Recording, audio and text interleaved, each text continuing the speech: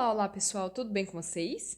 Bom, para quem não me conhece, meu nome é Mariana e hoje daremos sequência à nossa leitura da Bíblia inteira em um ano. Estamos no dia 232 e vamos seguir a partir de Esther, capítulo 8, que diz o seguinte: O decreto do rei em favor dos judeus. Naquele mesmo dia, o rei Xerxes deu à rainha Esther todos os bens de Amã, inimigo dos judeus. Mardoqueu se apresentou diante do rei, pois Esther lhe dissera que ele era seu parente. O rei tirou o anel sinete que tinha no dedo, o qual havia tomado de Amã, e o deu a Mardoqueu. Então Esther o nomeou administrador dos bens de Amã.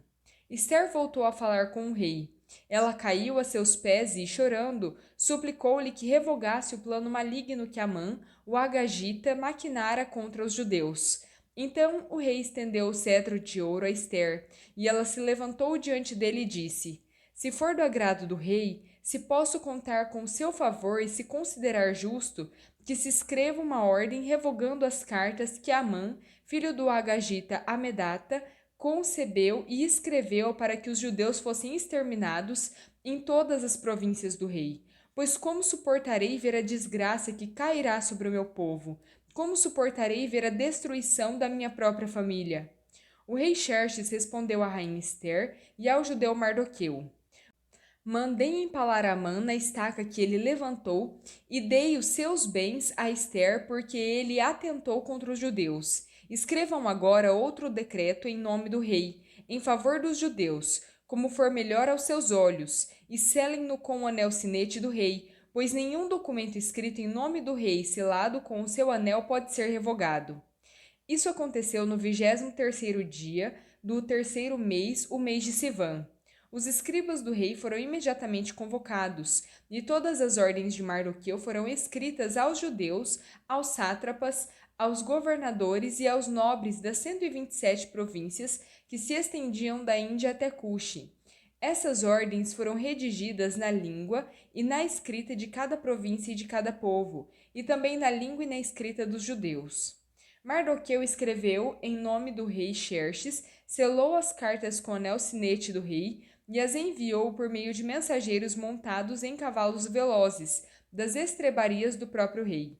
O decreto do rei concedia aos judeus de cada cidade o direito de se reunirem e de se protegerem, de exterminar, matar e aniquilar qualquer força armada de outro povo ou de outra província que os ameaçasse, a eles, as suas mulheres e a seus filhos, e o direito de saquear os bens dos seus inimigos.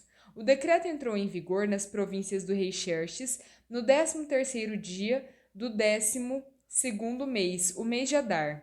Uma cópia do decreto foi publicada como lei em cada província e levada ao conhecimento do povo de cada nação, a fim de que naquele dia os judeus estivessem prontos para vingar-se dos seus inimigos. Os mensageiros, montados em cavalos das estrebarias do rei, saíram a galope, instigados pela ordem do rei. O decreto também foi publicado na cidadela de Suzã.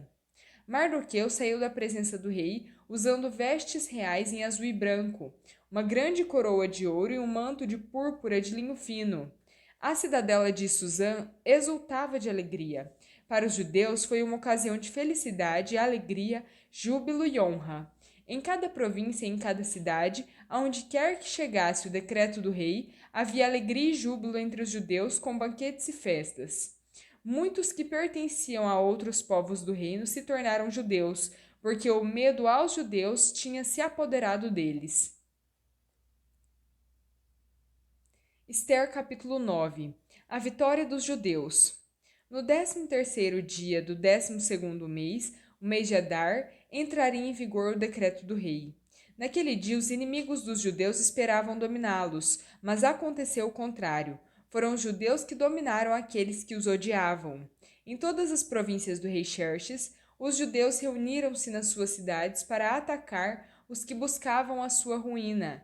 Ninguém conseguia resistir-lhes, porque todos os povos estavam com medo deles. Todos os nobres das províncias, os sátrapas, os governadores e os administradores do rei apoiaram os judeus, porque o medo que tinham de Mardoqueu havia se apoderado deles, visto que Mardoqueu era influente no palácio.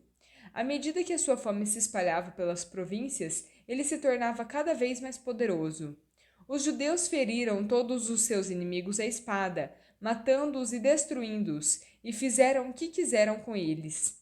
Na cidadela de Suzã, os judeus mataram e destruíram 500 homens. Também mataram Parzantada, Dalfon, Aspata, Porata, Adália, Aridata, Parsmata, Arizai, Aridai e Vaizata, os 10 filhos de Amã, filho do Amedata e inimigo dos judeus, mas não se apossaram dos seus bens.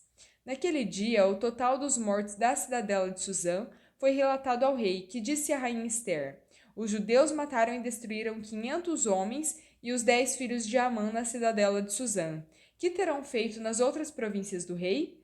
Agora diga qual é o seu pedido e você será atendida. Tem ainda algum desejo? Este será concedido a você. Ester respondeu: se for do agrado do rei, que os judeus de Suzã recebam autorização para executar também amanhã o decreto de hoje, para que os corpos dos 10 filhos de Amã sejam empalados na estaca. Então o rei deu ordens para que assim fosse feito. O decreto foi publicado em Suzã, e os corpos dos 10 filhos de Amã foram empalados na estaca. Os judeus de Suzã ajuntaram-se no 14º dia do mês de Adar e mataram 300 homens em Suzã, mas não se apossaram dos seus bens.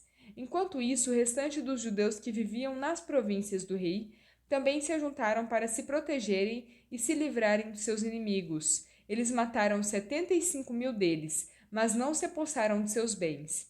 Isso aconteceu no 13º dia do mês de Adar.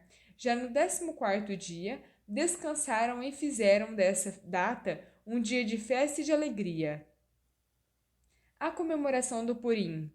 Os judeus de Suzã, porém, tinham se reunido no 13º e no 14º dias. No 15º descansaram e dele fizeram um dia de festa e alegria. Por isso, os judeus que vivem em vilas e povoados comemoraram o 14º dia do mês de Adar como um dia de festa e de alegria, um dia para compartilhar comida uns com os outros. Mardoqueu registrou esse acontecimento e enviou cartas a todos os judeus de todas as províncias do rei Xerxes, próximas e distantes, determinando-lhes que anualmente comemorassem o 14º e o 15º dias do mês de Adar, pois nesses dias os judeus se livraram de seus inimigos. Nesse mês a sua tristeza tornou-se em alegria, o seu pranto em dia de festa. Escreveu-lhes dizendo que comemorassem aquelas datas como dias de festa e de alegria, de repartir comida uns com os outros e de dar presentes aos pobres. Assim, os judeus adotaram como costume o que haviam começado a festejar, conforme que Mardoqueu lhes tinha ordenado por escrito, pois Amã, filho do Agagita Amedata e inimigo de todos os judeus, tinha tramado contra eles para destruí-los e tinha lançado o pur, isto é, a sorte para a ruína e destruição deles. Quando, porém, isso chegou ao conhecimento do rei, lhe deu ordens escritas para que o plano maligno de Amã contra os judeus se voltasse contra sua própria cabeça, e para que ele e os seus filhos fossem empalados. Por isso, naqueles dias foram chamados Purim, da palavra pur. Considerando tudo o que estava escrito nesta carta, o que tinham visto e o que tinha acontecido com eles, os judeus decidiram estabelecer o costume de que eles, os seus descendentes e todos os que se unissem a eles não deixariam de comemorar anualmente esses 2 dias, na forma prescrita e na data certa. Esses dias seriam lembrados e comemorados em cada família de cada geração, em cada província e em cada cidade. Assim, esses dias de Purim jamais deveriam deixar de ser comemorados pelos judeus, de modo que a memória deles não se apagasse entre os seus descendentes. Então a rainha Ester, filha de Abiail, e o judeu Mardoqueu escreveram com toda a autoridade uma segunda carta para confirmar a primeira, acerca do Purim. Mardoqueu enviou cartas a todos os judeus das 127 províncias do império de Xerxes, desejando-lhes paz e segurança, confirmando que os dias de Purim deveriam ser comemorados nas datas determinadas, conforme o judeu Mardoqueu e a rainha Ester tinham decretado para os judeus, bem como para si mesmos e para os seus descendentes, com orientações sobre tempos de jejum e de lamentação. O decreto de Ester confirmou as regras do Purim, e isso foi escrito nos registros. Esther, capítulo 10. A grandeza de Mardoqueu. O rei Xerxes impôs tributos a todo o império, até sobre as distantes regiões costeiras. Todos os seus atos de força e de poder, e o relato completo da grandeza de Mardoqueu, a quem o rei havia promovido, estão registrados no livro das crônicas dos reis da Média e da Pérsia. O judeu Mardoqueu foi o segundo na hierarquia, depois do rei Xerxes. Era homem importante entre os judeus e foi muito amado por eles, pois trabalhou para o bem do seu povo e promoveu o bem-estar de todos os judeus. 1 Crônicas, capítulo 12, versículos 27 ao 31. Ora, vocês são o corpo de Cristo, e cada um de vocês é membro desse corpo. Assim, na igreja, Deus estabeleceu primeiro os apóstolos, segundo os profetas, terceiro os mestres, depois os que realizam milagres, os que têm dons de curar, os que têm dons de prestar ajuda, os que têm dons de administração e os que falam diversas línguas. São todos apóstolos? São todos profetas? São todos mestres? Têm todos dom de realizar milagres? Têm todos dons de curar? Falam todos em línguas? Interpretam? Entretanto, busquem com dedicação os melhores dons. Passo agora a mostrar a vocês um caminho ainda mais excelente. 1 Coríntios capítulo 13. Se eu falar as línguas dos homens e dos anjos, mas não tiver amor, serei como sino que ressoa ou como símbolo que retine. Se eu tiver o dom da profecia, souber todos os mistérios e todo o conhecimento, tiver uma fé capaz de mover montanhas, mas não tiver amor, nada serei. Se eu der aos pobres tudo que possuo e entregar o meu corpo para que eu tenha do que me gloriar, mas não tiver amor, nada disso me valerá. O amor é paciente, o amor é bondoso, o amor não se vangloria, não se orgulha, não maltrata, não procura os seus próprios interesses, não se ira, não guarda rancor. O amor não se alegra com a injustiça, mas se alegra com a verdade. Tudo sofre, tudo crê, tudo espera, tudo suporta. O amor nunca perece, mas as profecias desaparecerão, as línguas cessarão, o conhecimento será deixado para trás, pois em parte conhecemos e em parte profetizamos. Quando, porém, vier o que é completo, o que é em parte será deixado para trás. Quando eu era menino, falava como menino, pensava como menino e raciocinava como menino. Quando me tornei homem, deixei para trás as coisas de menino. Agora, pois, vemos apenas um reflexo, como em um espelho, mas um dia veremos face a face. Agora conheço em parte, mas um dia conhecerei plenamente, da mesma forma que sou plenamente conhecido. Assim, permanecem agora estes três: a fé, a esperança e o amor. O maior destes, porém, é o amor. Salmo 37. Não se aborreça por causa dos homens maus, nem tenha inveja dos perversos, pois, como o capim, logo secarão, como a relva verde, logo murcharão. Confie no Senhor e faça o bem, habite na terra e desfrute a fidelidade.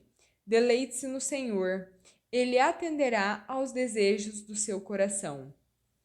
Entregue o seu caminho ao Senhor, confie nele e ele agirá. Ele fará a sua justiça brilhar como a alvorada e a sua causa como o sol do meio-dia.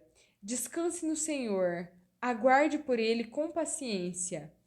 Não se aborreça quando outros obtêm sucesso em seus caminhos, quando eles maquinam o mal. Evite a ira e rejeite a fúria. Não se aborreça, isso só leva ao mal, pois os ímpios serão eliminados, mas os que esperam no Senhor herdarão a terra. Em pouco tempo, os ímpios já não existirão. Por mais que você os procure, não serão encontrados, mas os humildes herdarão a terra e desfrutarão pleno bem-estar. Provérbios 21, versículos 23 ao 24. Quem é cuidadoso no que fala, evita muitos sofrimentos. O orgulhoso e arrogante chama-se zombador, e ele age com extremo orgulho. Bom, pessoal, terminamos por aqui a nossa leitura, espero que tenham gostado. Se gostaram, deixem o seu like, compartilhem esse vídeo e se inscrevam no canal se ainda não são inscritos. Muito obrigada, fiquem com Deus e até a próxima!